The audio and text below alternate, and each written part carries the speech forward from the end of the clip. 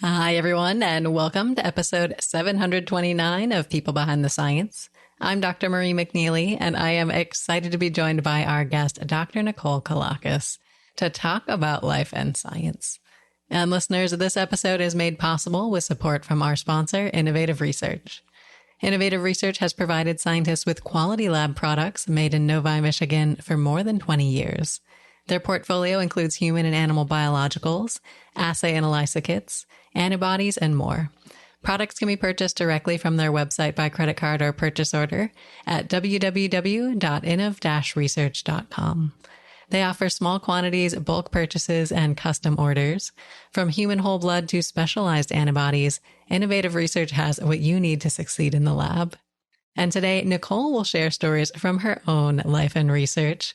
So listeners, get ready to meet another one of our remarkable people behind the science. Every day, discoveries are made that will change our understanding of the world around us. Dr. Marie McNeely is here to bring you the brilliant minds who are making these discoveries so they can share their incredible stories and take you on an amazing journey.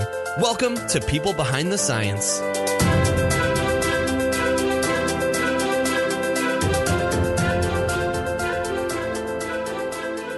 Hello, everyone, and welcome to People Behind the Science.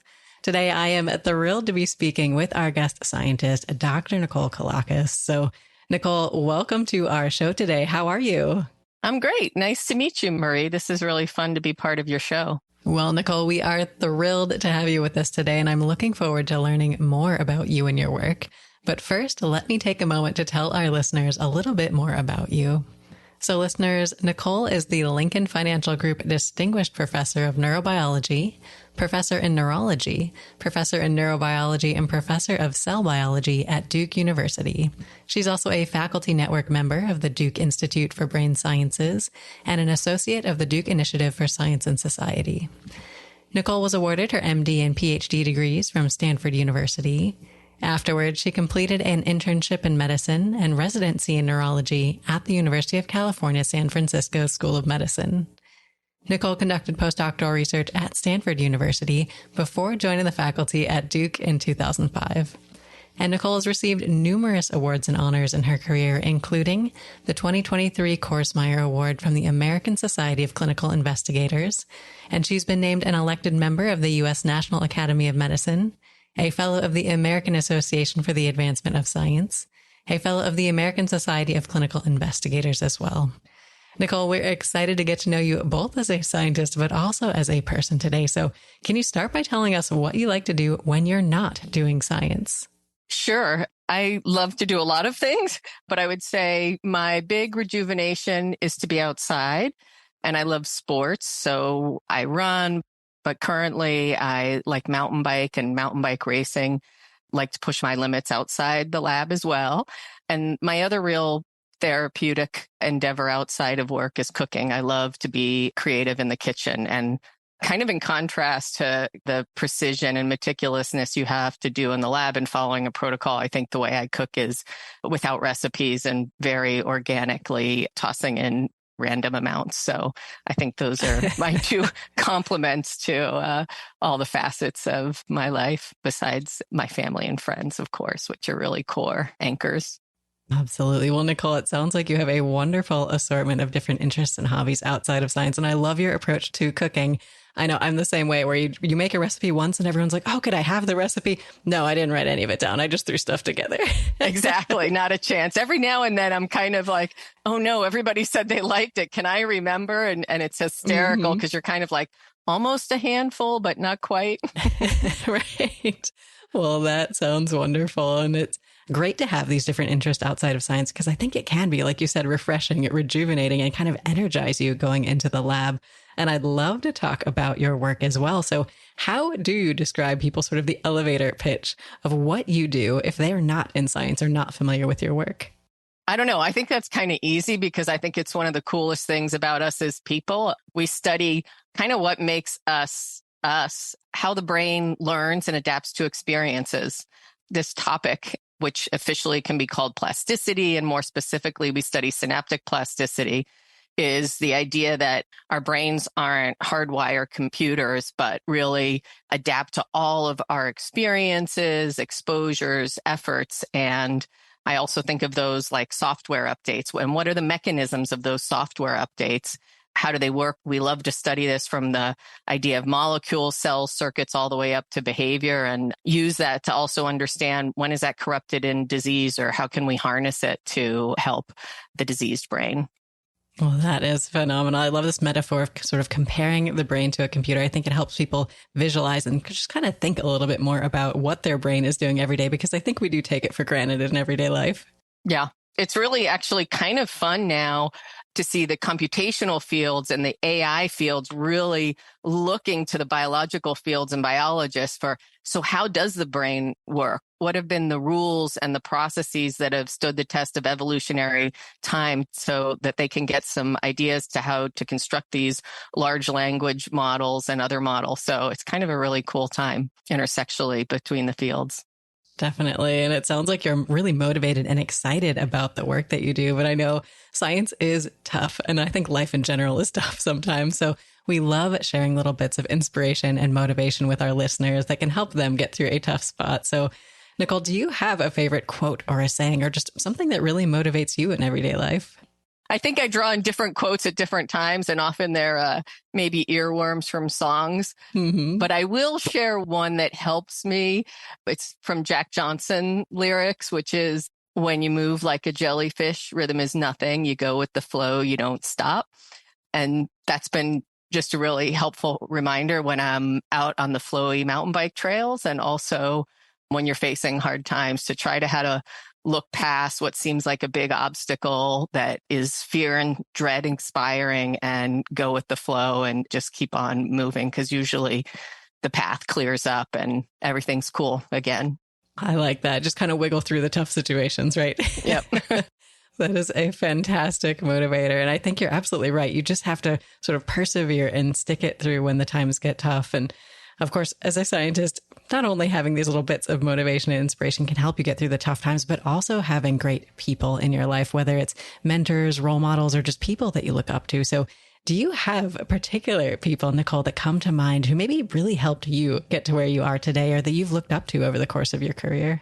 These are not short answers, Marie. Mm-hmm. So first, I would have to say, since I'm saying it's not a short answer, I would say first, I'm really grateful to have intersected along the way with many supportive and good people. So I have taken and learned something from so many people all along the way, from primary school through all my advanced graduate degrees.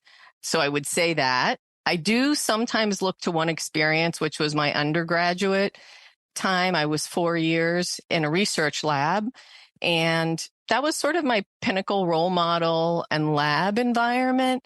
My PI was Liz Blackburn, and the lab culture was amazing. I started there when I was 17, and I loved the egalitarian atmosphere where everybody was just sort of a contributor to the conversation and the process, and it wasn't really hierarchical. I felt like I could do things in the lab and have a voice. The science was beautiful. I remember it being really curiosity driven. At that time, there was a fascination, sort of the core question in Liz Blackburn's lab is, what's this repetitive sequence at the end of chromosomes that was known as telomeres? How does it get there? What's the machinery that puts it there? You kind of fast forward. Once you understand all that, you can manipulate it and ask what it's good for. All that kind of unfolded after I left the lab. And, flash forward even another decade from there, it's really important for aging and cancer, and got Liz Blackburn and Carol Greider the Nobel Prize. So it was really kind of cool. One is to just enjoy the lab culture. It was a really healthy lab culture. And secondly, to see basic science, foundational science, just curiosity about how stuff happens, and seeing the arc of that and the impact of that. I'm a physician scientist.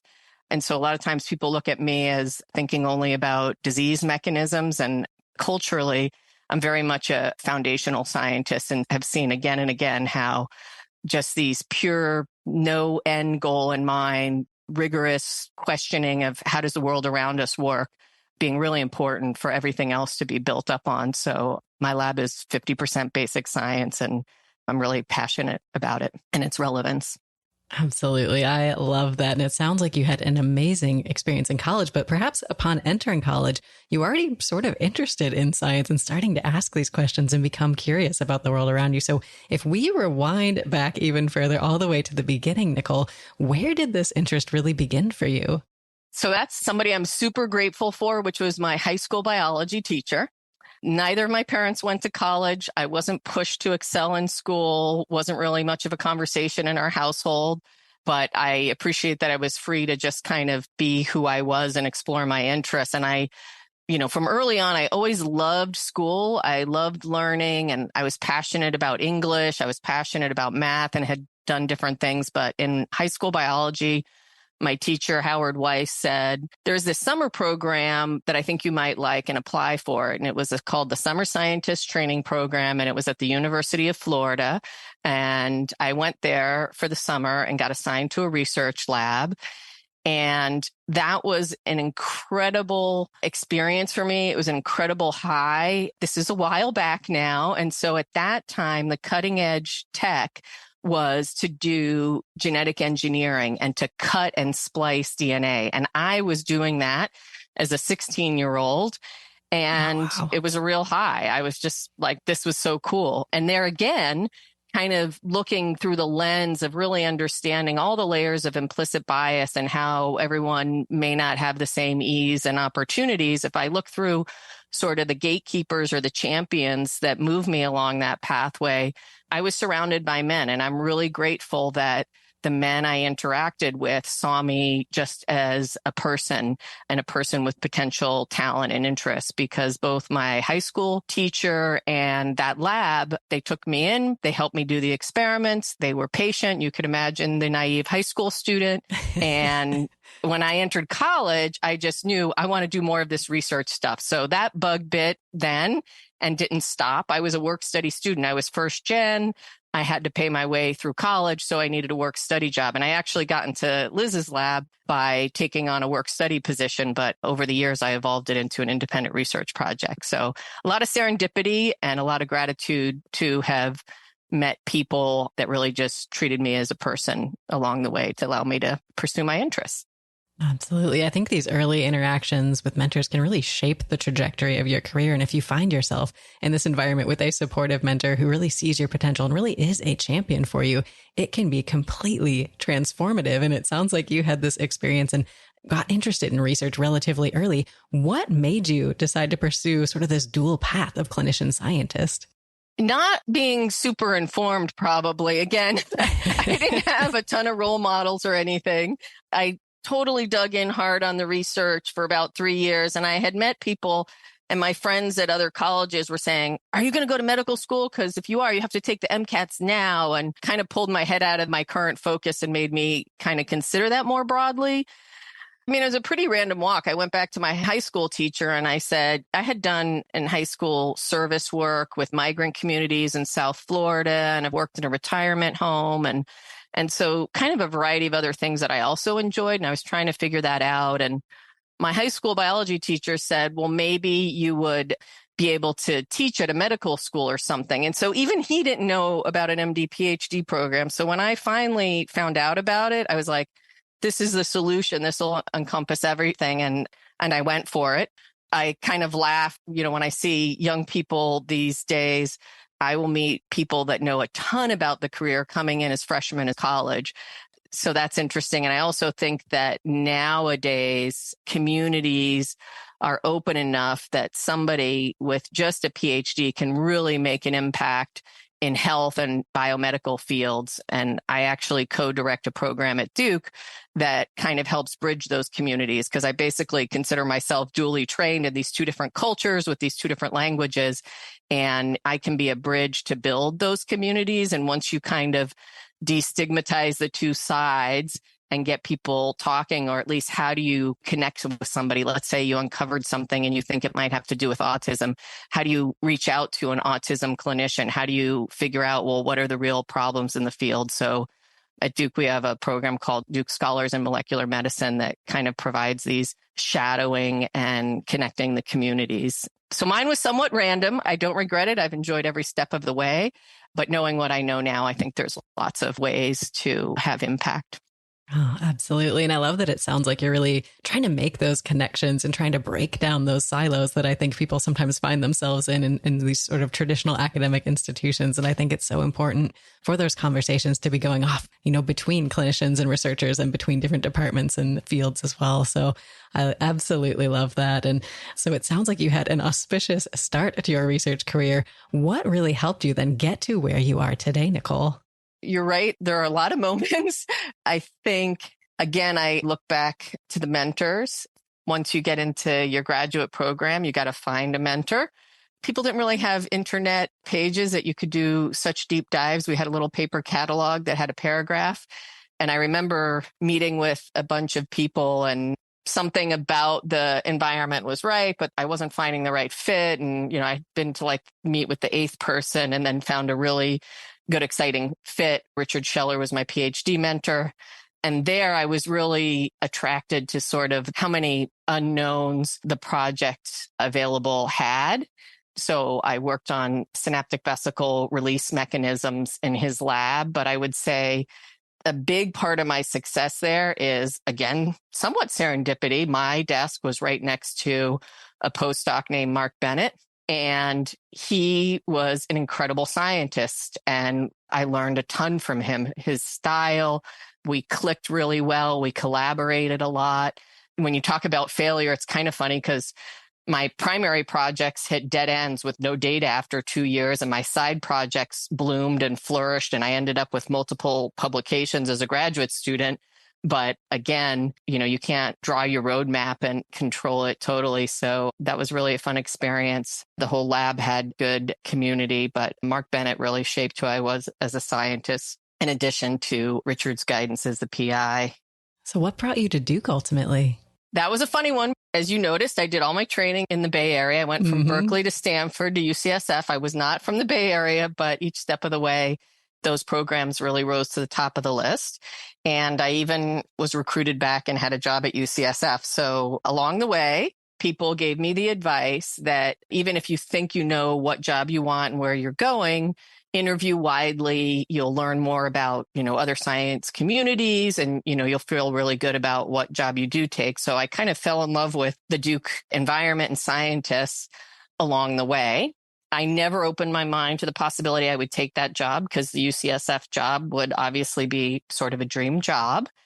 But at home, my partner, my husband, I'd say something like, too bad I'm not going to Duke because, it would be really cool to get to work with so-and-so and so-and-so. And at some point after a few of these, too bad, I don't even think I had consciously processed it. He said, why don't we take a chance and do that? And I was like, we've been here for 21 years. We had just remodeled our home. And it was really his bravery and just kind of looking at how hard I had worked my whole life and thinking, let's take a chance. So he really encouraged me, and we've really enjoyed it out here. It's been great. So that was a real lesson in keeping an open mind, and you don't know anything about a place until you kind of go and visit it.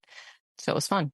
I love that story. And I think absolutely, like you sort of highlighted there, the serendipity, the chance that goes into these different twists and turns along your career path are things that you would never have, in some cases, predicted from the outset. And you were doing amazing work there at Duke. And I'd love to talk more about your research. So, Nicole, do you have a particular project in the works at the moment that you are just the most excited about and want to tell us more about today? Sure. I mean, this is a really interesting moment right now. Maybe 1 or 2 years back, we got an insight, and I am dying to, we're in the middle of the experiments to kind of get to answers of, is this new insight that kind of upends traditional thinking? Just how far reaching is it? So let me unpack that a little bit. So our core interest is synaptic plasticity mechanisms and their contribution to circuits in a region of the brain that controls coordination of movement, basal ganglia circuits. It also is involved in decision making and how we respond to rewarding experiences.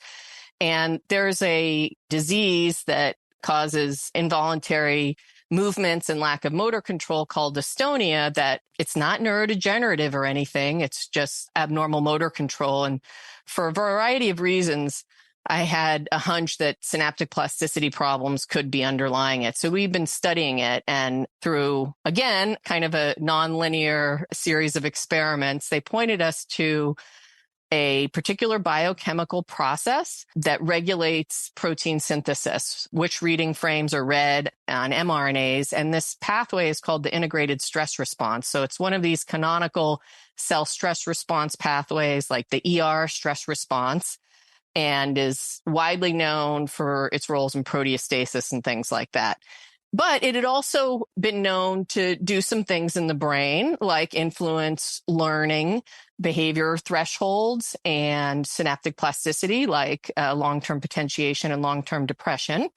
So we knew we needed to get in the brain and figure out what's it doing here that causes this very specific motor problem when it's really a universal pathway present in all the cells in your body and actually across pretty diverse phyla as well. So there were not good tools to look and see when this pathway was active. So we had to create kind of a novel reporter. And that was successful, which I'm grateful for. So we could light up cells a little bit like a thermometer. When the pathway was on, a red fluorescent protein would be synthesized. And when the pathway was not activated, a green fluorescent protein would be synthesized. So, in the perfect world, we imagine this thermometer readout of how often or how much this pathway was engaged. But we also, like any tech, our reactions binary on or off, maybe the whole brain would look yellow. Well, when we looked in the brain, expressing this reporter, and I'm talking about mouse brains here, we were glad to see that the whole brain wasn't yellow. And in fact, you could see green and red cells. And that's where we made some very unusual findings, which was in the healthy brain, we found a class of cells that had this stress response pathway on, kind of as routine standard operating procedure. So, think of it, auto dial for 911. These were cells that secrete acetylcholine. So they're cholinergic neurons in the basal ganglia circuits. And so that was the first unusual thing, because basically there's cell stress. This pathway marches in, changes, which proteins are made, allows a cell to recover. And other ideas, even within the synaptic plasticity field, where there's some experience that reaches a threshold and you induce LTP or LTD. So you transiently turn on the pathway, induce plasticity, and then it goes down. So here we were looking at a cell involved in neuromodulation of brain circuits by acetylcholine, using it all the time. So now that we found this unusual situation, we wanted to know what it was used for. So what we did was we turned down the ISR pathway in just those cholinergic cells, and we found it changed how dopamine signaled. And in turn, of course, this really dramatically affected learning. So here, this is what we're really excited about. We've basically uncovered a new knob to turn off these cells that nature has in place and that really influences learning and memory. And this has many, many layers, because drugs targeting these pathways are also being considered for their therapeutic potential, changing the likelihood of LTP and LTD. And neuromodulators also do that. So we're really curious to know just how many neuromodulator cells share this phenotype. So, for example, cholinergic cells outside of the basal ganglia circuits. And then we're also looking at other neuromodulatory cells, like those that secrete serotonin or dopamine. And this has been really fun. And I think one of the big lessons was be careful what's in a name when we name these pathways, because this is sort of a very different manifestation of this pathway. Absolutely. And I think biology often surprises you when you start digging into the details a little deeper. And to successfully dig into those details, your lab needs to have high quality tools and supplies. So we'd like to take a moment to thank our sponsor, Innovative Research, and to talk about their portfolio of flow cytometry antibodies and matched isotype controls. For scientists developing biological assays, running immunophenotypic analyses, or characterizing and isolating either cancer-initiating or stem cells, Innovative Research's deep catalog of flow cytometry antibodies stands ready to support your research and provide you with the accurate and precise results you need when you need them. Visit www.innov-research.com to view the entire line of Innovative Research flow cytometry products. And Nicole, we talked about some of the unexpected turns, not only in your scientific career, but also in your research. And I think when things go wrong, or perhaps not as you expected, you can make some interesting discoveries, but it can be a struggle. And these stories of struggle are not often told in science. So, Nicole, do you have an example of a big challenge or a failure, maybe a big struggle that really made you question what you're doing and why? No. That's good. So why would I say no? I mean, there could be two reasons. One is I think struggle and facing failure or confusion or perceiving dead ends is so common in what we do. And I think from the level of both experiments, but also kind of the rejection we often face when we go, oh, my grant was rejected or my paper was rejected. And I think I can go back to some struggles, thinking you're never going to get funding. This is too hard. I can't do this. I have definitely been there. My way out of that paper bag has been to just kind of pause, have some resilience, think of another idea, and something else got funded. So, I think it's a little bit how the finance people tell us to deal with our stock bond portfolio, have a diverse portfolio and focus on the average. Don't focus on this one went down 30% and that one, did that. So I would say that one of the funny things, I was just telling you about the science of discovering it in these neuromodulatory cells. So we were first using that reporter based on sort of the canonical view that cells underwent synaptic plasticity and would light up the reporter. And so we did a ton of failed experiments and we kept doing learning behaviors and we couldn't see these ensembles of cells. But then we looked, where it is in the neuromodulatory cells. And if we just inhibit it in those cells, we influence learning and memory.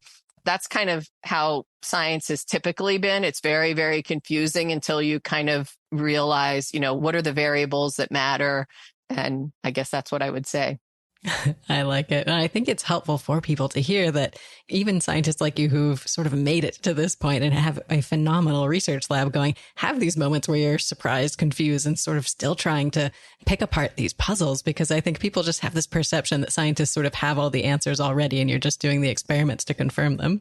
Not a chance. I also have some funny letters to myself. My diary as a scientist is, I think, the draft folder in my emails when you're really in despair or you're really upset about something.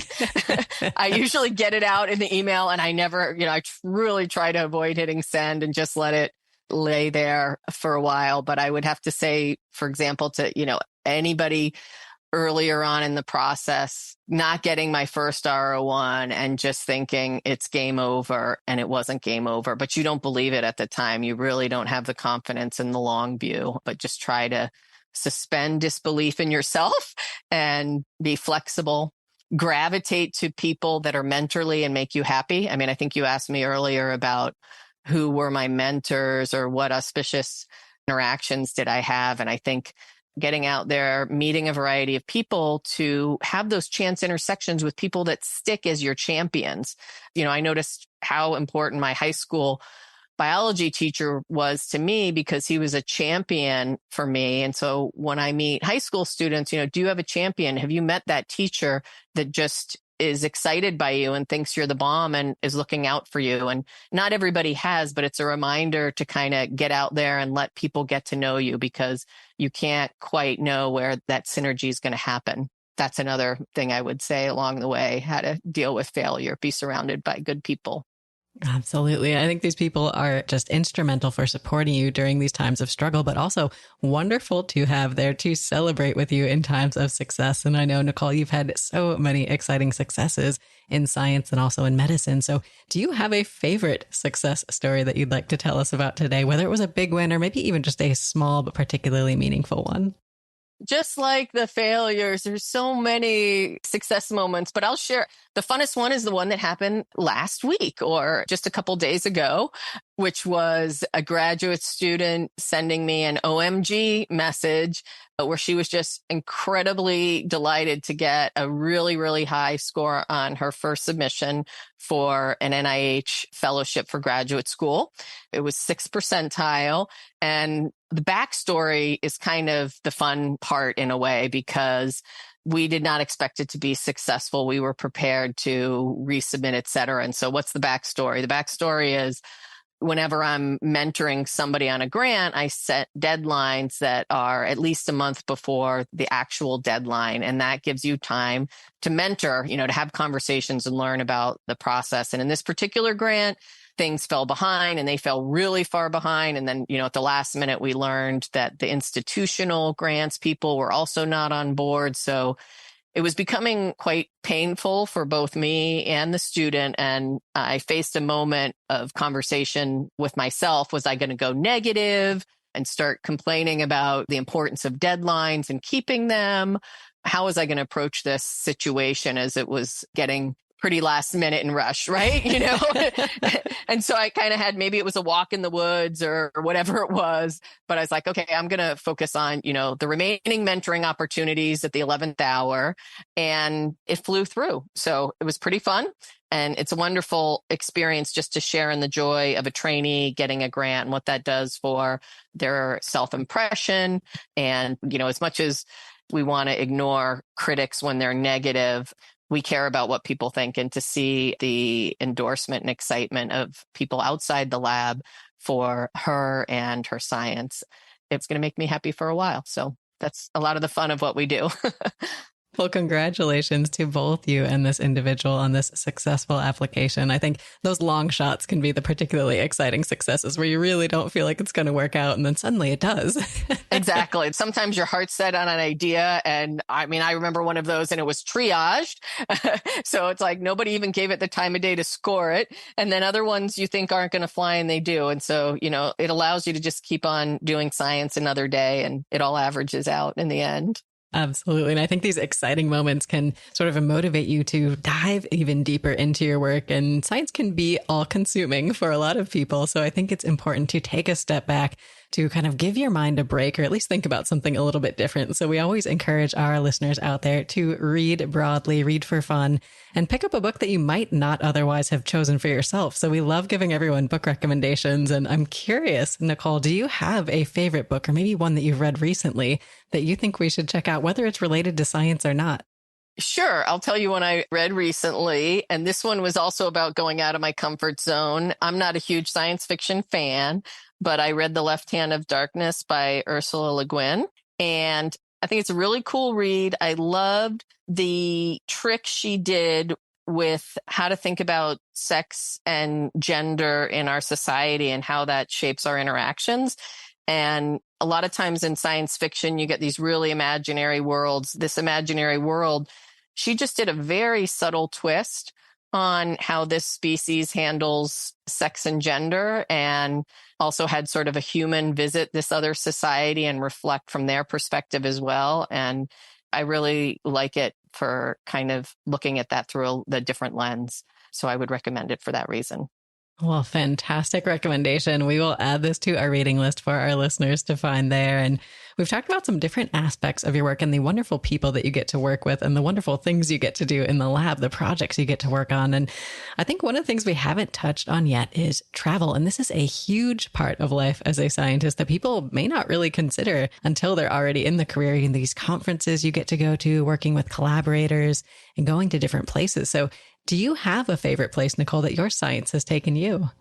Yeah, I would say by and far, I took a month and did a mini sabbatical in Lisbon, Portugal, and it was one of my highlight experiences. The downside of being a physician, I treat people with Parkinson's disease, and so I'm kind of like a primary care doctor for people. So I never really want to go away very long, like a whole year would be very disruptive. So I don't have that luxury, but I took a month and I worked at a place that has the coolest name ever, which is the Champalimaud Center for the Unknown. So that's sort of a dream place to work as a scientist. But Lisbon had everything. The institute had people and science, and Lisbon had culture that I could immerse myself in. And it was just a beautiful, contemplative, restorative time. I would say that was my favorite. But you hit the nail on the head. I get to see so many places and travel so many places. I do love that about the career. Well, that sounds like an amazing opportunity. And if our listeners are able to perhaps sneak over to Lisbon themselves at some point, what is something they absolutely must do or see while they're there?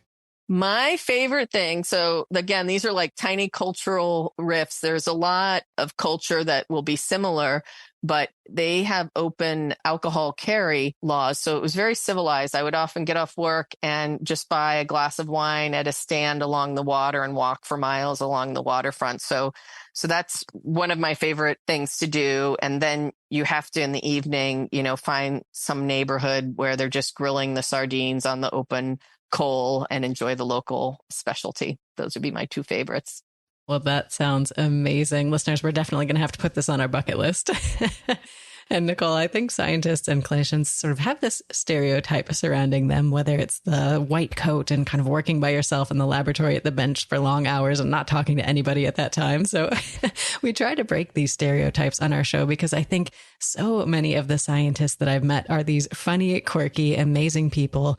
And I think most people don't get to see these multifaceted nature of scientists. So we love sharing funny memories, quirky traditions, and just this human side of science that people don't necessarily get to see. So do you have an example of something that maybe goes against the stereotypes, whether it's just a funny memory that you shared with colleagues or a quirky tradition that you have in your own lab or in a past lab? Well, I mean, I think when you talk about quirky traditions, one tradition that I really, really love that I started when I started my lab is the lab cookbook. And so anybody that's worked in my lab has contributed a recipe. And that has been really fun as sort of a little living diary through food of everybody's backgrounds and what recipes they pick. And we often will have, a lab get together where people will make the recipes that they contribute and we share them. And so that's my favorite lab tradition, I would have to say. But I think you hit the nail on the head. We like to stereotype people. It's cognitively easier to just put everybody in a box, and nothing could be farther from the truth. Scientists are quirky, have all different kinds of interests, and everybody in the lab, it's fun to go through, for example, my current lab, and it's like all the different personality types and interests are really pretty diverse. Absolutely. I think there's room for everybody in science, and you see examples of people with all these kind of wild different hobbies and things that they like to do. You don't just have to do science in life to be a successful scientist. And I love this cookbook idea. So Nicole, do you have a prized recipe that made it into the cookbook of your own? I love Vietnamese food, so I put in a cold salad that had a caramelized pork on top. And the other prizes I have sometimes are collaborating scientists that I've gotten to contribute recipes. So it's been really fun. That sounds amazing. And I love this idea of kind of building the story of your lab through food. And I know you guys are tackling amazing questions in the lab and you're doing excellent work. But I think oftentimes there are barriers, small details like funding, staff, feasibility, even just time in some cases. So if we took away all of the barriers that normally hold you back, Nicole, is there one particular question in science that you would want to answer most?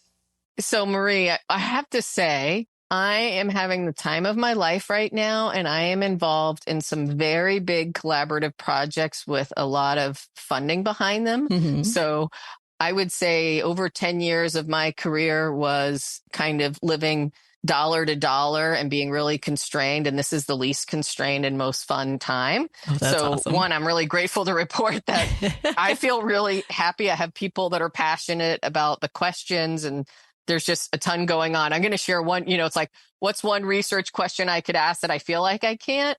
When I heard about the muscle meat culture companies getting FDA approval, I had this moment where I was like, that is going to be really impactful at many levels if we could get away from factory farming animals. And I was like, I wonder if I could just take a hard right turn and change my career and help make that happen. So that was one of my fantasy moments. I'm not sure it's worn off yet. You're still thinking about it. I'm really excited about that idea.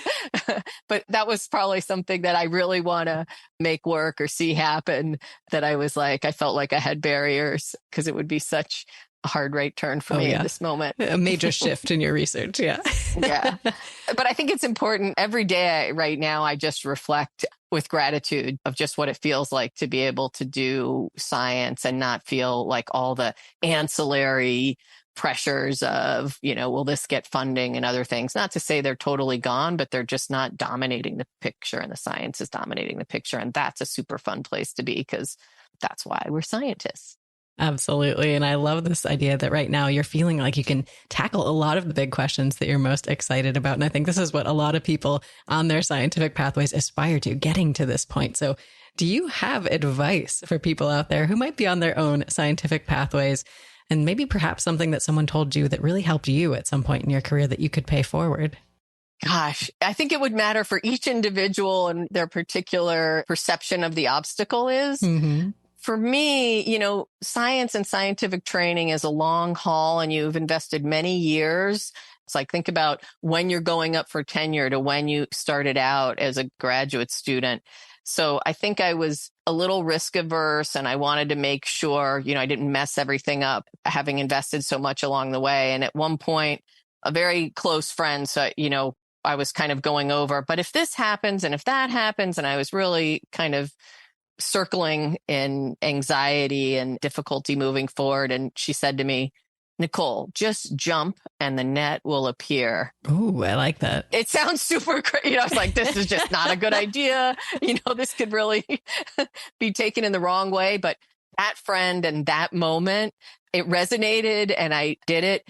And I think we can get going around in circles about all the what ifs, but being able to take some risks. And I think for scientists, what fuels us is the questions and that creativity and freedom to ask questions. So when you find yourself sacrificing that and doing something because you need to do funding or something else, try to not let go of that and try to find a place and a space for that. Sometimes it would be just a little institutional local funding for those crazy ideas I had. But, the more you pursue your passion and the kind of questions and creativity that kind of probably got you into this field, just don't lose sight of that while you're attending to all these little details of, does your journal have impact factor? And are you going to have the number of publications for tenure? Because I think sometimes people, depending who they're surrounded by, will start to look at these, I would call secondary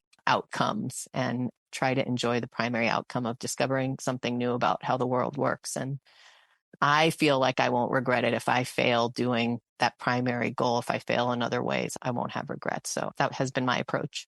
I love that. And I love this point that you raised about the importance of being decisive about what you want to do, because I think you're absolutely right. You can sort of get paralyzed because there are just so many small decisions that have to be made in a day. Just sort of being decisive, getting those off your plate, and then focusing on the big picture, that big goal that you're working towards. Yep, I totally agree. Well, I think that's awesome, Nicole. Is there any other last message you'd like to leave our listeners with at the end of our conversation today? It's been a lot of fun. I love this job. I have to say, the freedom, creativity, feeling like an explorer, the excitement of seeing something new about how the world works that no one's known before has been the big high for me that has kept me in this through thick and thin. And I think also recognizing the people that you get to interact with and shepherd along their journeys to find their career happiness. Sometimes, you're mentoring someone as a scientist and they're like, oh, and then this is, what makes me really happy. And I'm good with it all to just help people find their joy. So I love this career. For any of those listeners that are thinking about it, I would just say it's really cool. Wonderful note to end on, Nicole. And if our listeners want to learn a little bit more about you and the amazing work that you're doing, what is the best way for them to do so? Well, my name is sort of unique. So when the internet came around, it was very hard to hide. All you have to do is type my name in the internet and you will find me. Email, Twitter, whatever anybody likes. I'm out there. Fantastic. Well, listeners, definitely get connected on social media. Definitely take a moment to learn more about all of the work coming out of Nicole's lab. Nicole, it's been such a pleasure to have you with us on the show today. I really appreciate you joining us. Thank you, Marie. And I think it's really cool what you're doing. Thank you for sharing scientists with the broader community. It's been fun. Well, it's been wonderful to have you here with us, listeners. As always, great to have you here with us as well. And I hope you'll join us for our next episode of People Behind the Science.